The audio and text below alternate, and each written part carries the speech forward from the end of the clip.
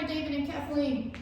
Okay, we're gonna keep modifications going this week. I don't really care about the assessment workout. We may even push that off for you guys for a little while until you feel like you're getting back to all of the exercises that you were doing, whether that's 2 weeks from now or multiple weeks from now. I want you to have a good final assessment with respect to your movements. So today's workout, we have some splits again, but for the most part, you're gonna be doing the same things. We just have a couple that are different. So the first one for Kathleen is gonna be our stationary lunge tap. So same thing that you've been doing, nice big range of motion. David, you're gonna start from down and then just go to that hold right there. Dumbbells in hand, we'll take an upright row in that hold. Make sure that you drop to switch legs. Well, we go to power pike anyway, so you're down, but make sure that you're not lowering into it if that full lower is really getting you. Start from nice and low, so you're having very little muscle movement to get into that position. So you'll upright row on the first leg. When we switch legs after these pikes, you're gonna lat raise, so maybe a little bit lighter on the dumbbells, out to the side.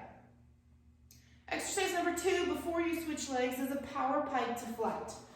We can both do these nice and strong. All we're doing is piking first. Pike, plank, flat, plank.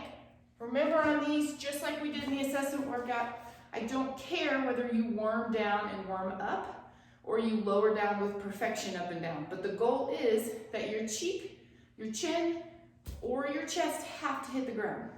Whether they hit first or second, I do not care, but you gotta get flat to the ground. Big range of motion through the front of the shoulders, then into that pike. Then we'll switch legs on that lunge. Kathleen goes right back to tapping the ground. David, you'll start from low again and take that lateral raise out to the side. Then we both go on to the dumbbell, slow motion curl and overhead press just like last week. So abs a nice and tight curl, big press, down to the curl, and release, nice and slow. Then we drop down, tuck-ins to alternating V-up. So this one, it's been a while since we've done, I think we did it more last season, but we take one tuck-in and one alternating V-up on each side. Left and right, and back to tuck-in. So just a combination exercise, alternating between our tuck-in and our alternating V-up. So then we get to kind of a high intensity round. So you have 3 minutes on the clock. You'll start with 3 repetitions of these exercises. Then you'll go to 4, 5, as many rounds as you can get. So exercise number 1 is our push-up to flat. It's basically the plank. Flat, plank, flat, plank. 3, and then you're gonna go right into your sprawls for Kathleen. So Kathleen, we're aiming to sprawl. You can walk it out and walk it back in. Perfectly fine. You do not need to jump it, but your goal will be 3. So David, you're gonna do your walkouts, but they'll kind of be in reverse. So you'll take your 3 push up to flat. So 1, 2, 3, and then you're gonna walk back up, walk back out. So when you get back out, that makes 1. Okay? So push-ups to flat, walk out, or walk in, walk out. Those will be your exercises. Then we have our band combos.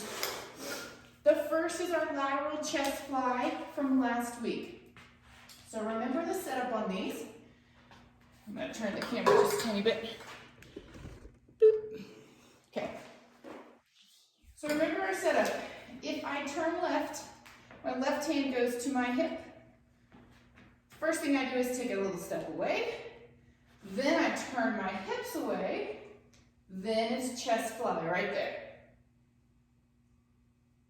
All right, so set up again. Take my turn sideways. Left hand, left hip. Step away. Rotate the hips away and fly. From there, we're gonna go right into our wood chop on the left. So I'm staying facing the same direction.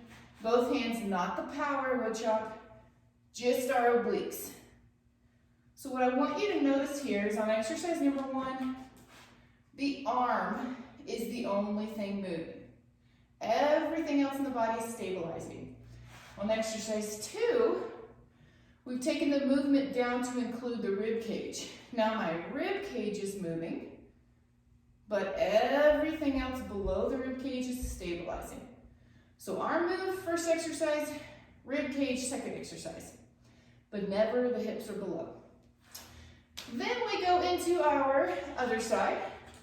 So reminder on the setup, I turn to the right hand to the right hip, take a little step away, turn my chest away, and then I've got my chest fly.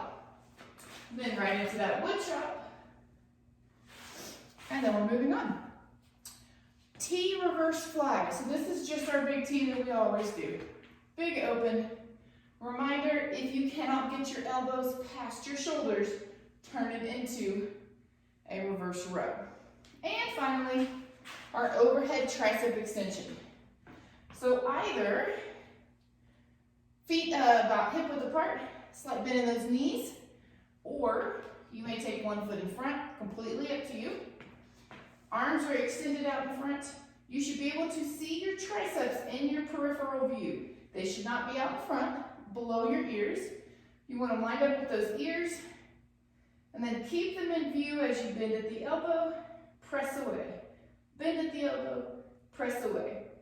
You want to be far enough away from your band that you are having to use your core to stabilize. If you're too close, your upper body isn't, or your core isn't going to need to do anything. You can kind of balance there all day long. It's too easy of a movement.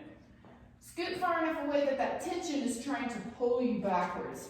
So you're having to fight with your glutes and your core.